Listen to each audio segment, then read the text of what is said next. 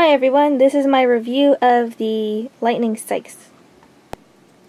This model was made by Tomy, and as far as the storyline goes, it is actually made by the Empire.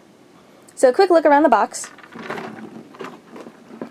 Over here you have a picture of the Lightning Saix battling the Blade Liger. You actually get to see that in the anime series, Chaotic Century, where the Blade Liger, piloted by Van Flyheit, is combating the Lightning Saix, piloted by Irvine.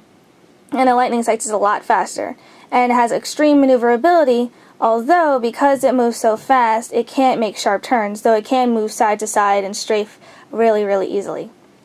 Over here on this side, you get to see just the different parts of the Lightning Saix. It has claws that it can fight with, teeth, which you can't really see that well in the picture, and then two big beam cannons.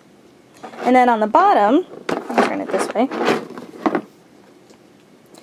to symbolize that the Lightning Saix moves really fast, since it is based on the cheetah, you have this picture.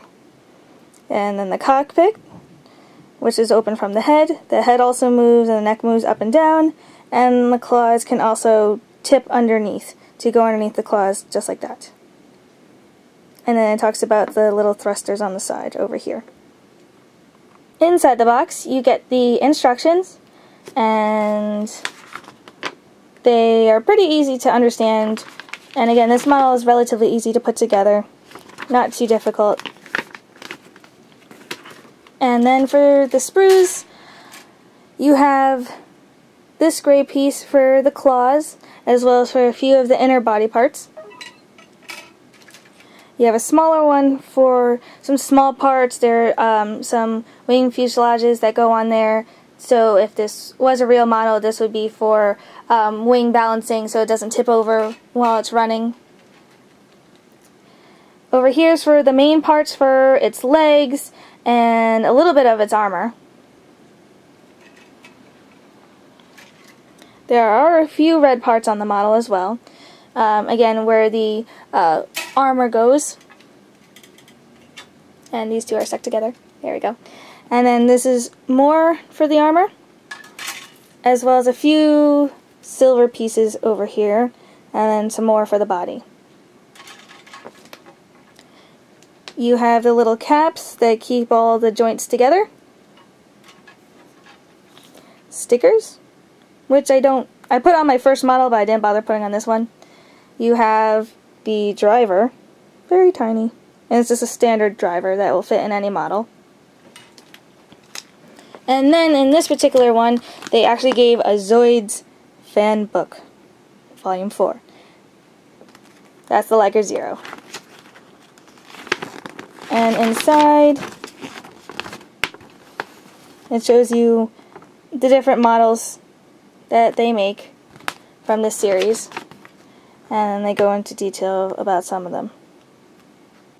And here's the finished product. So a little bit on the maneuverability. The tail can move up and down a little bit. The legs move here at this joint, as well as here on this joint a little bit, as well as the feet. And the claws can actually retract. And you just flip them over like that. On the head, the neck can move up and down, as well as the actual neck and the head joint, right up and then down that way. The mouth can open. It's a little bit tight. The head opens up for the cockpit. Over in the back, it has two little wings for balance, as well as the main ones that are on the cannon that open out like that. And here there's a joint for the cannon to go up and down. It won't move side to side, just for the fact that if this was running really, really fast and it started to move, it would lose balance. As for the maneuverability, as with most of the Zoids from Tomy, it does walk. And since it's a Lightning Saix, it walks faster than the other ones. And the battery pack, instead of being located in the body to keep it more streamlined, it's located up here in the beam cannon.